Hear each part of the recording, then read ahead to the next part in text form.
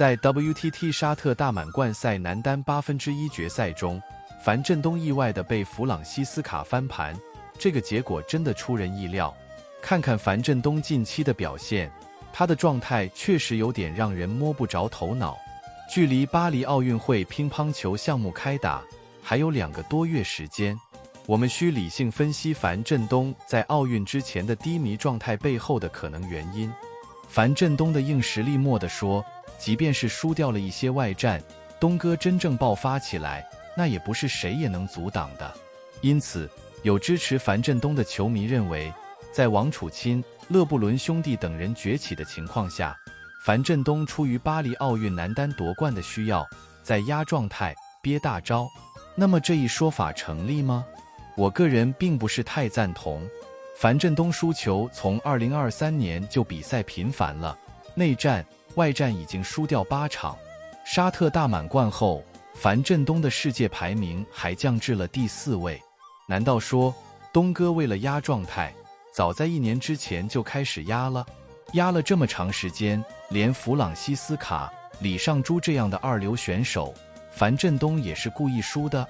世界排名下滑到第4，也就意味着东哥在巴黎奥运会都不是前2位种子了。樊振东有必要输这么多场比赛来压状态吗？他憋的大招在奥运会上真能使出来？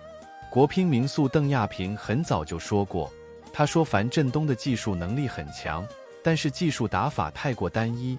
结果这么多场比赛下来，证明了邓亚萍点评的非常精准。大家可以看到，新加坡、澳门2个大赛，樊振东在对阵林诗栋上硬碰硬，甚至还处于下风，跟勒布伦、雨果、弗朗西斯卡拼强相持，樊振东也完全没有之前的优势。最要命的是，樊振东发球、接发球以及进攻习惯线路，对手几乎都能预判到。接发球就是一个反手拧，拧起来形成强对攻，樊振东又是不占优的场面。像马龙那样摆短，樊振东的控制又不是那么细腻。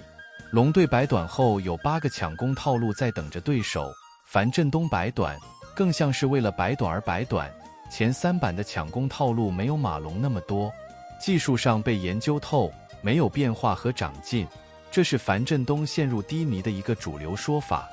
樊振东当前战术较为保守，虽技术经验丰富，但仍存在滞后之处。若对手深入研究战术，将暴露更多弱点。